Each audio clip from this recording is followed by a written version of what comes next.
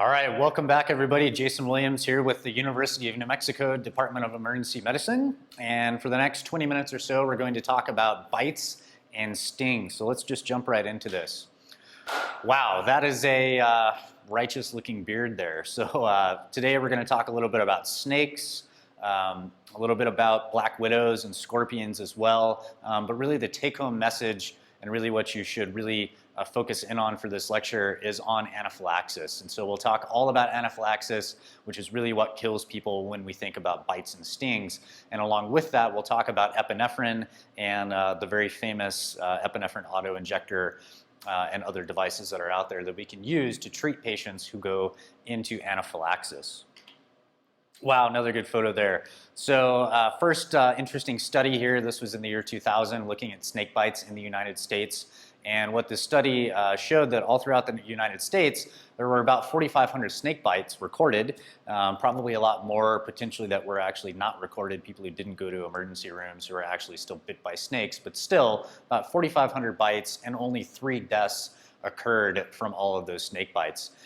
So it's pretty interesting that I think a lot of people really tend to freak out a little bit about snake bites, but really we see that most people who are bitten by snakes either fall into the category of a dry bite, which we'll talk about in a second, but then also some of these people, even if they have venom that is injected into them from a snake bite, we actually see that these people do okay. Now there are about 1,000 of these cases that had moderate to severe bites. Those would be things like local tissue swelling, maybe a little bit of necrosis around the snake bite, dead tissue, dead skin. But all in all, people tend to do fairly okay from snake bites. So let's talk a little bit more about that. So rattlesnakes, definitely the most prevalent thing that we see here in the United States, especially in the southwestern region where we live here in New Mexico. And there's a lot of different rattlesnake types. There's southwestern speckled, northern blacktail, western diamondback. There's just a ton of different rattlesnake types out there. But what's pretty interesting is that in a second we'll talk about the antivenom for rattlesnake bites, and there's actually just one antivenom pretty much for all pit vipers in the United States, and we'll mention that here briefly in a second. The one snake that I think does deserve just a little bit of more attention is a pretty rare snake. It's called the Mojave Green, and that top clip up here, snake bites a 6-year-old California boy, 42 vials of antivenom needed. That's not a normal thing. Most people get 1 or 2 vials of antivenom. To see a person actually get 42 vials is pretty insane. Actually really, really expensive. Those vials of antivenom are quite expensive. And so the Mojave, to specifically talk about the Mojave Green, this photo doesn't do it as good of justice as seeing it in person. It actually is this kind of wasabi green looking color, very cool looking snake. It has a reputation for being aggressive. The literature and a lot of people really don't agree with that. But there's actually 2 different types of venom. Type A is the most potent in the United States versus type B, which is the specific Mojave Green, which is kind of less common here in the US. But the Mojave A is 10 times more potent than the B because it lacks some acidic substrate unit. But the interesting thing is that most, not all, really all, pit vipers carry a hemotoxin. This actually has kind of a blended neurotoxin as well. And so the death rate tends to be higher if a person is actually bitten by a Mojave Green. These live down in southern New Mexico in the Gila, a couple of places in Arizona, including parts of the Grand Canyon. And they're still treated with the same antivenom as the other rattlesnakes that we'll talk about or that we have talked about.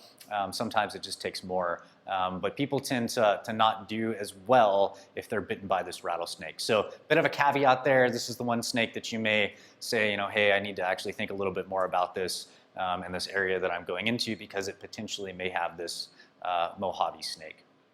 So moving on from the Mojave, really all snake bites, the first thing that you should think about is that generally people do okay. So 20 to 25% of rattlesnake bites are considered dry bites in which no venom is actually injected. And what I like to think about is what's the most common type of demographic of a person to actually be bitten by a snake. Well, let's think about that for a second.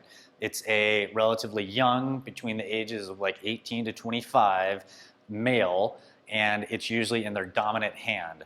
So if you're right-handed, you're a right-handed 18-year-old male, and you got bit in your hand because you were poking the snake with a stick.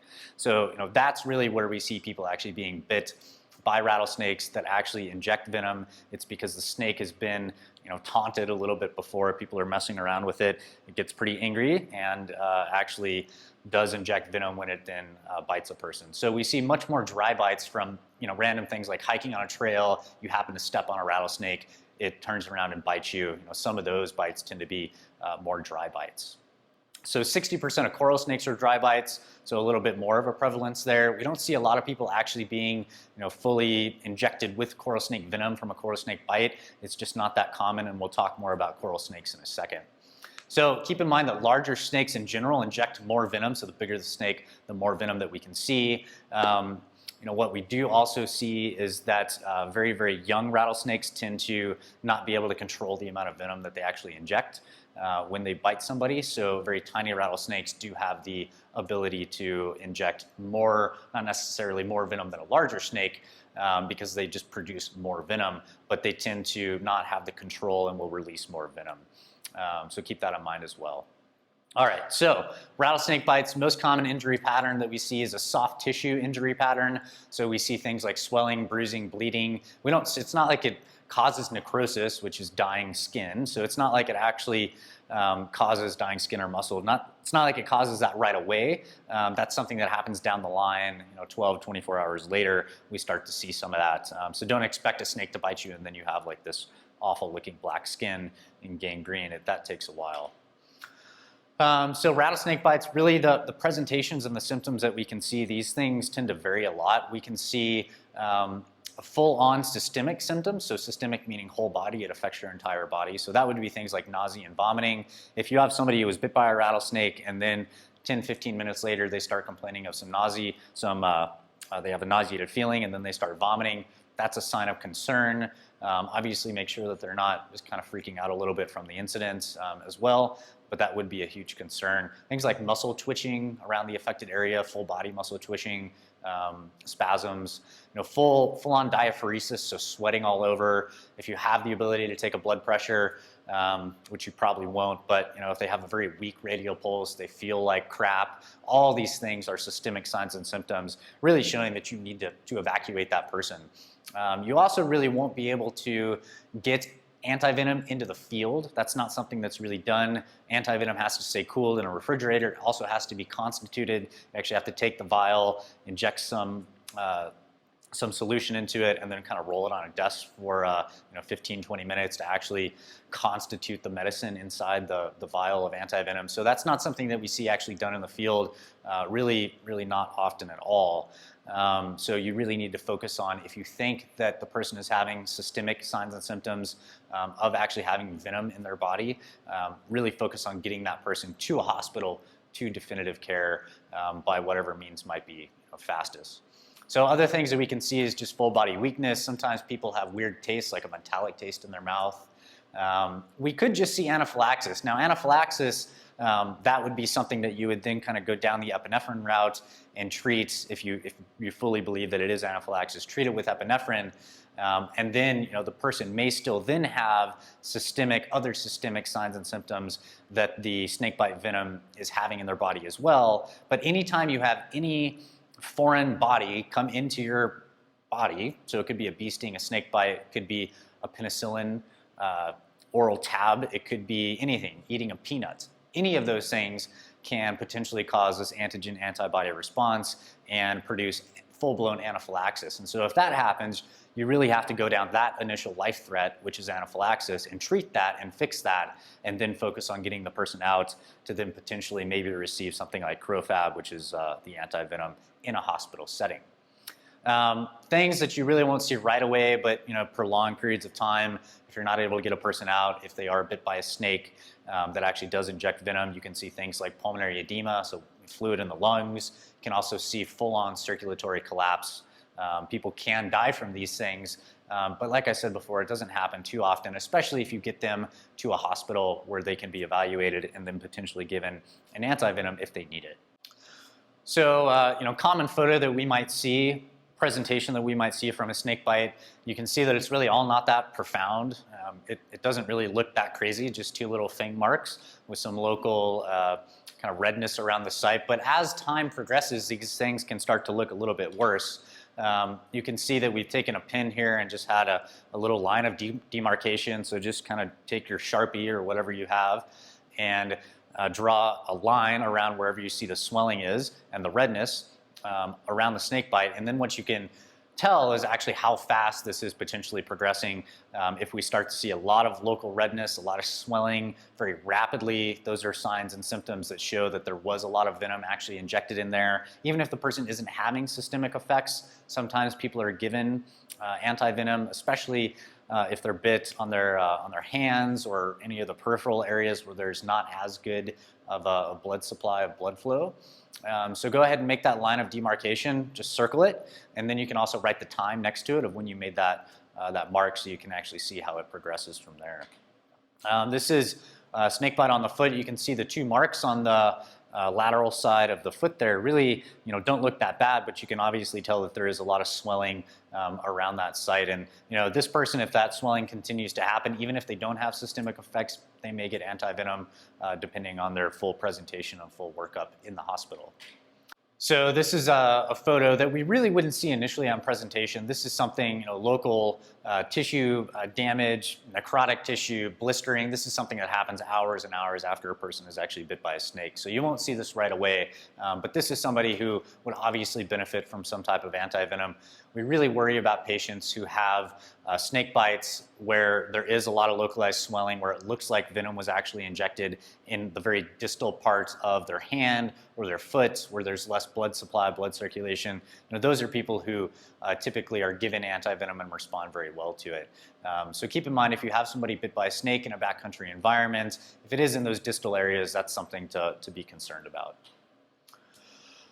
So your assessment of your snake-bitten victim or subject. So in this case, the first thing is assess your own safety. Make sure you know where the snake is. You don't really need to grab the snake or kill the snake or do anything with the snake. And actually, it doesn't really even matter what type of snake it is.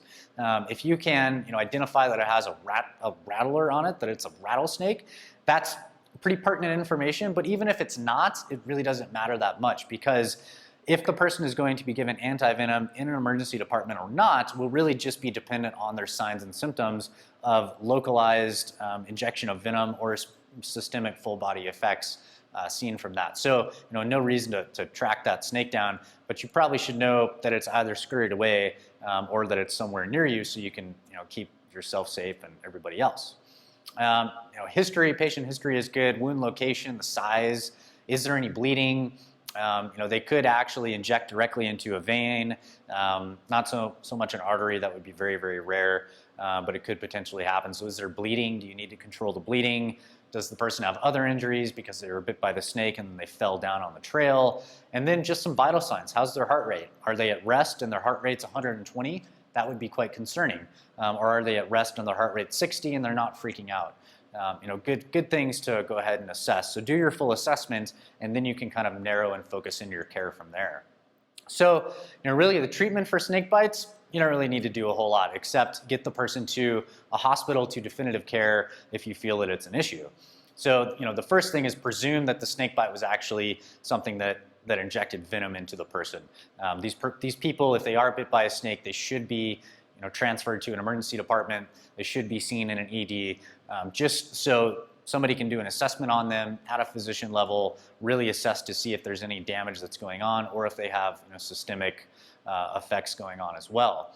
So remove tight-fitting clothing, any tight-fitting jewelry, take rings off. The person will most likely have some swelling as well. And then basically you treat the puncture site like a wound. So you'll watch the wound management lecture here in a little bit, but essentially high pressure irrigation, upwards of a ½ liter to a liter of fluid. So really irrigate that snake bite wound out pretty well, and then go ahead and if it's not bleeding, you don't necessarily need to wrap it up. If you're out in the mud and the rain and the sticks and the hills, then you may want to actually wrap it up with a little gauze roll. That's fine as well.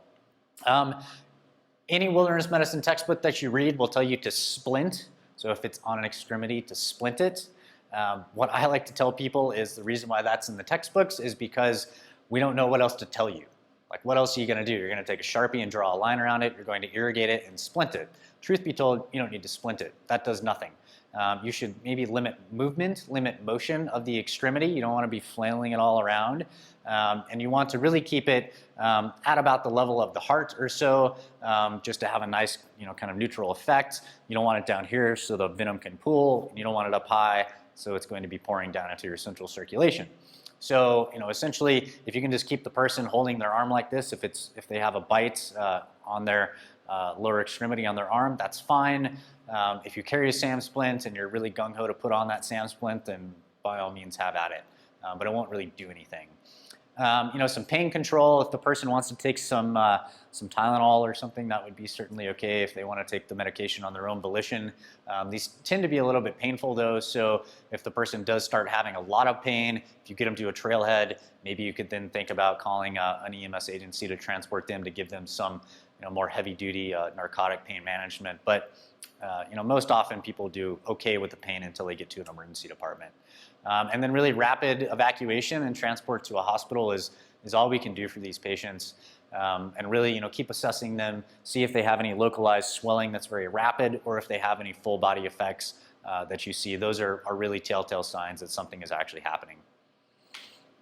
All right, so what not to do. This list is probably longer than what you actually do for snake bites. So the first thing is don't watch that movie. Awful. Second is no tourniquets. Tourniquets will actually just constrict off all blood supply and will actually just keep, if there was any venom, keep it in that area. People tend to do very poorly with that. They can have a lot of local muscle tissue damage, and they don't do very well. And it's not indicated at all in the research or the evidence. Doesn't really do anything. No reason to suck the wound or aspirate any of the venom out of the bite. We'll talk about the Sawyer extractor, that weird looking plunger thing, here in a second. No reason to do cut downs. A cut down is where you take a scalpel, essentially cut the muscle tissue. No reason to do that. Just a bunch of myth and lore out there, which is ever present in medicine these days. Ice doesn't do anything. People are like, oh, ice may limit the lymphatic flow of the venom through the lymph system. Turns out it doesn't really do anything except give people frostbite when you leave it on too long. Heat could actually potentially speed it up a little bit, but kind of yet to be proven, but doesn't really do anything and would be no benefit to do that. So don't do any of these things. Also, don't attempt to kill or capture the snake and be a hero. That would be a bad day if you got bit as well. And it really makes the people in the emergency department angry when you bring in a live snake in a box. You want to see a bunch of people freak out? That is a good time. All right, so the Sawyer extractor. Sawyer extractor, you've probably seen this thing. You can buy it at Walmart or wherever, and you shouldn't. I'm not saying you should. It's a pretty interesting device. Just looks like a syringe, except it has a plunger on it, and essentially is a reverse syringe. It sucks up tissue into it. And you can still buy this thing. Pretty interesting if you actually look at the studies, the research on it. 8 volunteers were injected with snake-type venom. They applied the extractor 3 minutes later, and it removed a mean of 0.04% of the toxin. So not beneficial. No reason to carry that big, hard case thing in the bottom of your pack when you're carrying enough stuff already as it is. So definitive therapy. If the patient actually does have local signs and symptoms that venom was injected, or systemic signs and symptoms, what we'll see is that the person will be given crofab in an emergency department setting.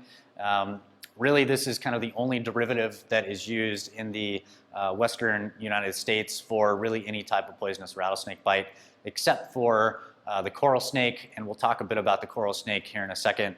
I highly doubt that you will probably ever see a coral snake, and I really highly doubt that you will ever actually have a client or somebody who's actually bitten by a coral snake. But it could happen, so we'll talk about it. So this is the ultimate goal. The ultimate goal is being in a hospital where they have crofab, where they can actually give crofab to a patient. So keep that in mind. Last caveat here, I adapted this lecture from a physician lecture that we give about snake bites, and always with our physicians and our paramedics and our nurses, we advocate that in the presence of any type of a poisonous situation, or when the person does actually have venom that's injected into them through a snake bite or anything else, the Poison Control Center is very useful resource, and it's something that I mentioned as well. You can just store the number in your phone. If you have a person who's bitten by a snake, you're unsure what to do, you could certainly get phone consult from poison control. If you have somebody who took a substance, you're not sure what it was, you could get a consult from poison control. I actually called them once when my dog ate an entire bottle of my other dog's thyroid medication, and they walked me through step by step, basically getting my dog to drink a bunch of peroxide to then vomit. So super helpful people, saved me a bunch of money from going to the vet. And an interesting resource to keep in mind. So don't abuse that system. Don't call it for everything, like your friend's too drunk and you don't know what to do, but something to keep in mind. So to talk a little bit about coral snakes, specifically the western coral snake, we actually see few bites due to its very reclusive nature. So only about 15 to 20 bites per year in the United States. And then of those bites, even a smaller amount actually inject venom, primarily due to their short fangs that we see being very hard to actually penetrate clothing. Now these carry actually a powerful neurotoxin. Unlike rattlesnakes, they carry a hemotoxin. These are carrying neurotoxin. And the interesting thing about this is that there is actually not an antivenom right now for a coral snake. It expired in 2008. They extended that stock to 2013. And currently there's not actually any antivenom. So, really these people, because of the neurotoxin, we see them having kind of full respiratory dysfunction as kind of the worst case scenario. And so these people are usually treated in an intensive care unit. They're intubated, put on a ventilator, and taken care of in that regard, and really just kind of wishing and hoping for them to get better. All right, so here's just a distribution map of where we see coral snakes in the United States. So a little bit down in southern New Mexico, parts of Arizona, kind of southern part of Texas, all of Florida. Not a lot of climbing in Florida. Can be in the Everglades, guiding, I guess, maybe not. So snake identification: red on yellow kills a fellow, red on black, venom lack. And to go more in depth into coral snake bites, the interesting thing is that these can actually be a little bit delayed, so delayed onset, delayed symptoms. So up to 12 hours post-bite, you can start to actually see some neurological symptoms. Nausea, vomiting tends to be the first symptoms, but then we start seeing kind of this progression of neurological symptoms: headache, numbness and tingling, double vision, difficulty speaking and swallowing, ultimately kind of altered mental status. The person is very confused, leading to paralysis. And so in this case, these people need to be in a hospital setting. They need to be in an intensive care unit where they can be managed long-term with this venom in them. And then hopefully they do okay. A lot of people don't die from these things, but we do see a few bites each year from coral snakes. So the one caveat, we told you never to do a tourniquet for rattlesnake bites, and you shouldn't do that at all. For coral snake bites, there is a body of evidence and literature out there that actually suggests that you should do something called a restricting band. Probably the easiest way to do this is take a blood pressure cuff, place it above where the bite was actually sustained, and then pump it up to 30 millimeters of mercury on the blood pressure cuff, and that will kind of limit that flow of toxin into the body. Not indicated for rattlesnake bites, somewhat loosely indicated for coral snake bites. This is something that you'll see more like if you go to Australia. So if you ever do any guiding in Australia, you should just Google like Australia snakes and just spend 3 hours with a latte learning all about that. Because in that situation, there's just a lot more deadly poisonous things out there that we don't quite have time to cover in this lecture. But this is something that you see more with coral snakes, snakes that have powerful neurotoxins, is this restricting band concept. And the easiest way to do that, as stated, is with the blood pressure cuff.